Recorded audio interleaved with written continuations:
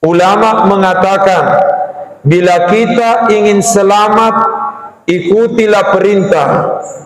Tapi bila kita ingin mulia, laksanakan perintah penuh adab.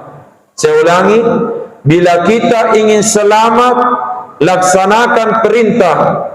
Tapi bila kita ingin mulia, lakukan perintah disertai adab dan akhlak.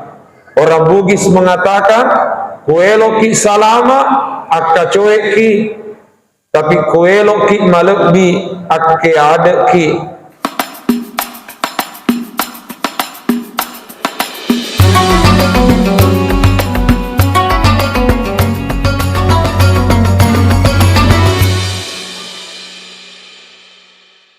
Assalamualaikum warahmatullahi wabarakatuh. Bismillahirrahmanirrahim. Alhamdulillahi rabbil alamin.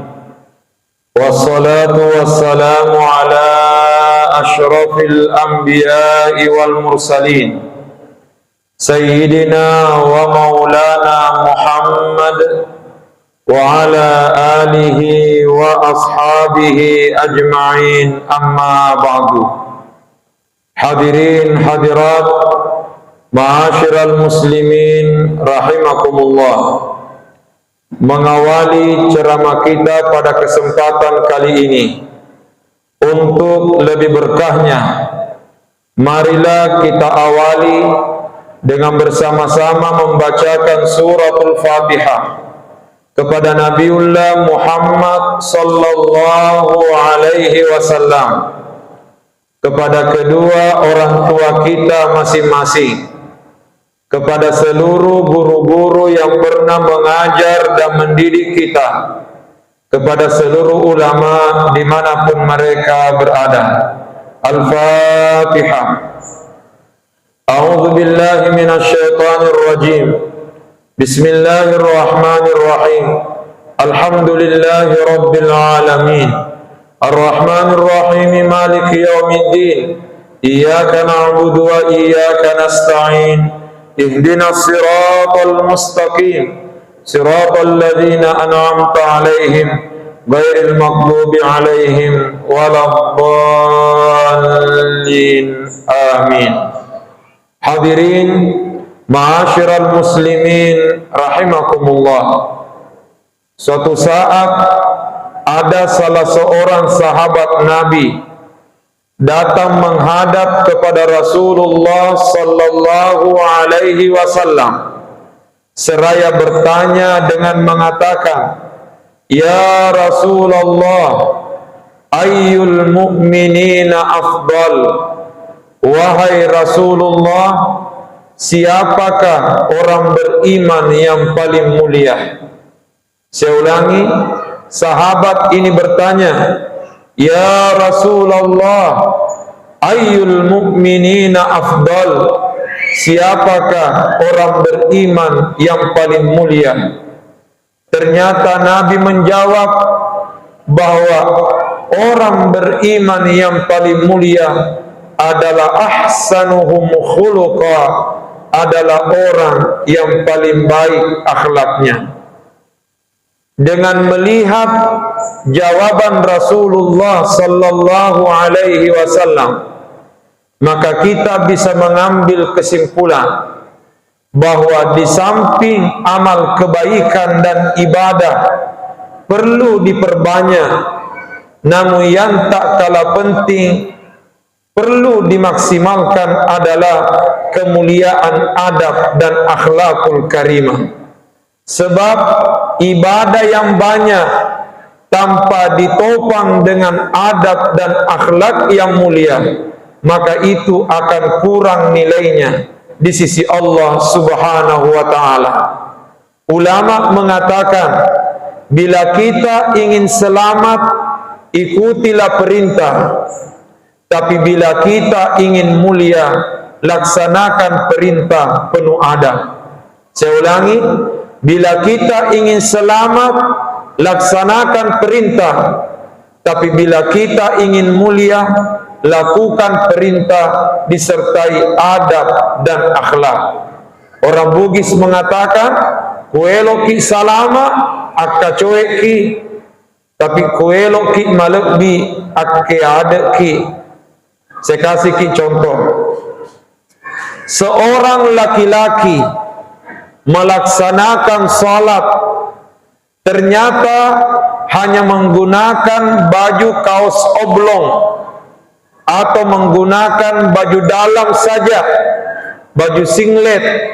Orang Bugis bilang macambi-cambi, hanya menggunakan baju singlet, baju dalam, dengan menggunakan celana di bawah lutut, menggunakan celana puntung sampai di bawah lutut. Pertanyaan, apakah salatnya sah? Jawabannya, salatnya sah. Kenapa sah? Karena sudah menutup aurat.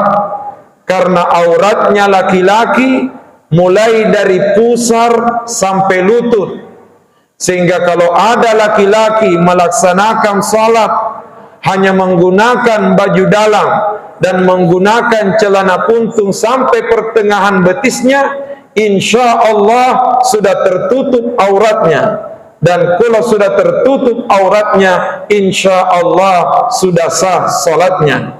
Tapi andai kata besok malam kita hadir melaksanakan salat tarawih di tempat ini, ternyata benar-benar ada jamaah yang datang berpenampilan demikian, hanya menggunakan baju dalam dan celana puntung sampai di pertengahan betis, insya Allah salat tarawihnya sah. Tapi saya khawatir dalam hati kita mengatakan, malah kapan? Mungkin orang ini lagi sakit. Mengapa? Karena menjalankan agama tidak disertai adab dan akhlak. Saya kasih contoh lain. Seorang imam memimpin salat berjamaah.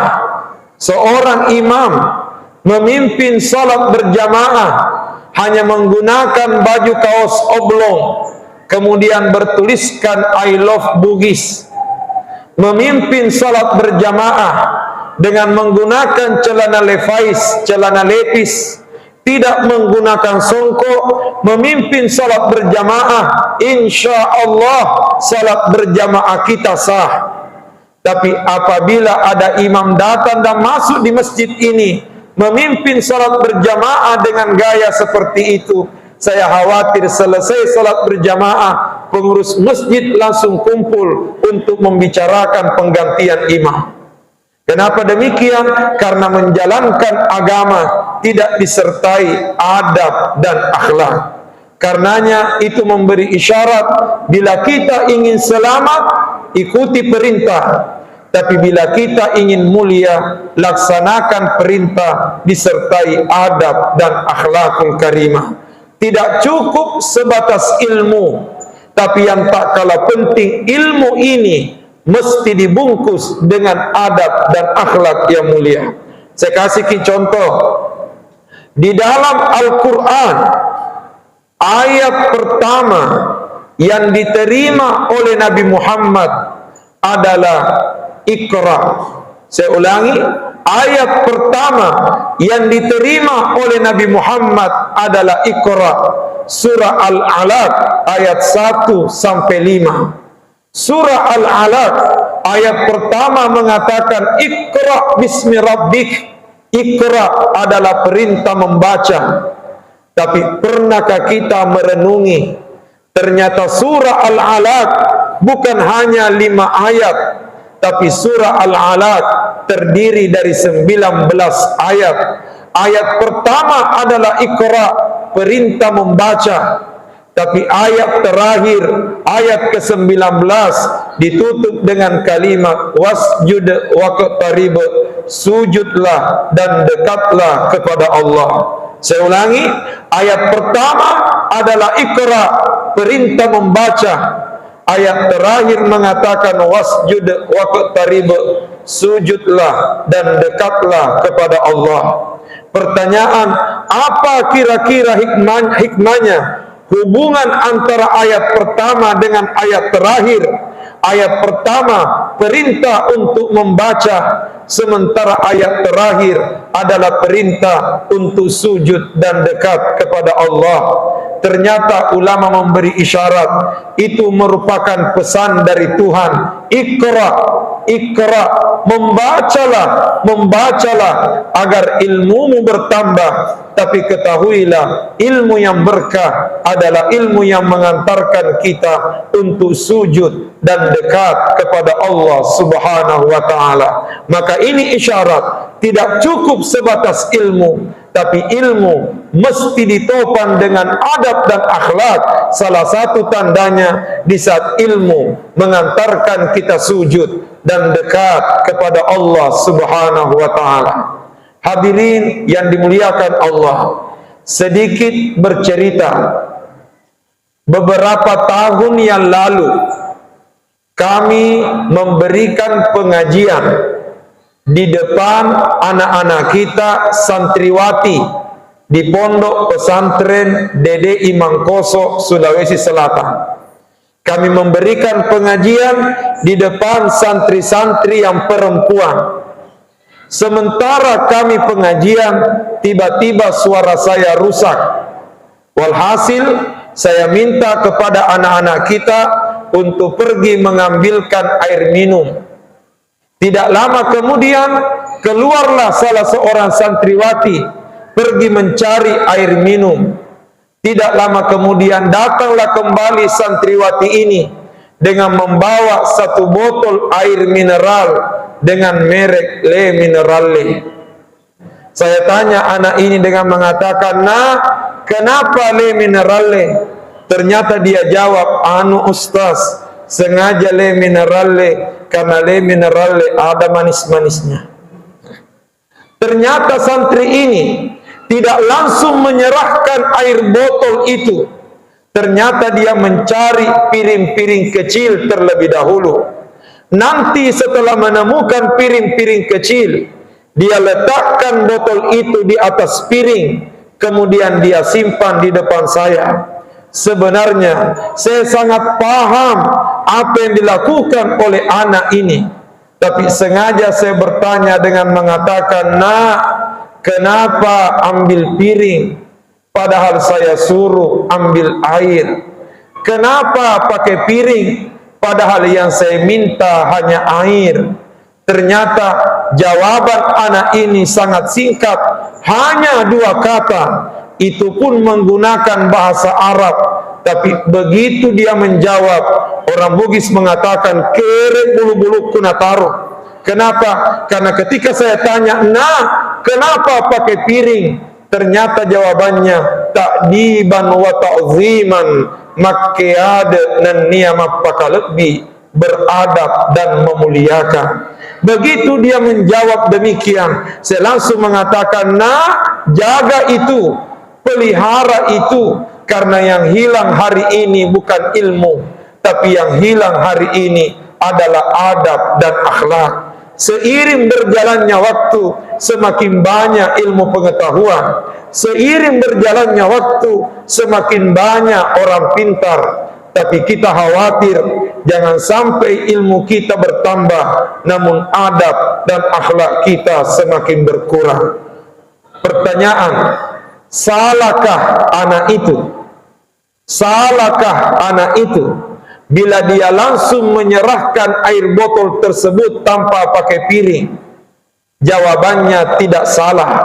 Kenapa? Karena memang perintahnya ambilkan air.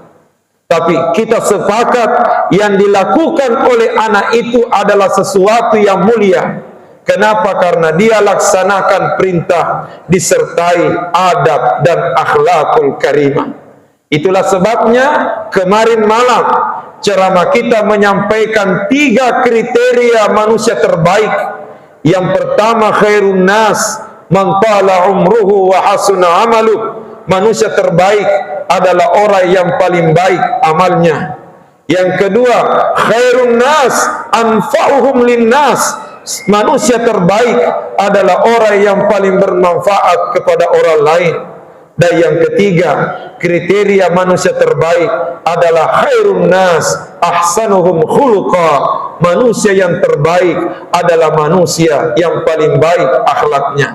Apa artinya? Perbaiki amal kita, lakukanlah amal yang bermanfaat, tapi upayakan bungkuslah ibadah kita, bungkuslah amal kita dengan adab dan akhlakul karimah. Karena adab itulah yang akan mengantarkan kita menjadi orang yang mulia di sisi Allah Subhanahu wa ta'ala. Saya kira inilah yang sempat kami sampaikan pada kesempatan kali ini.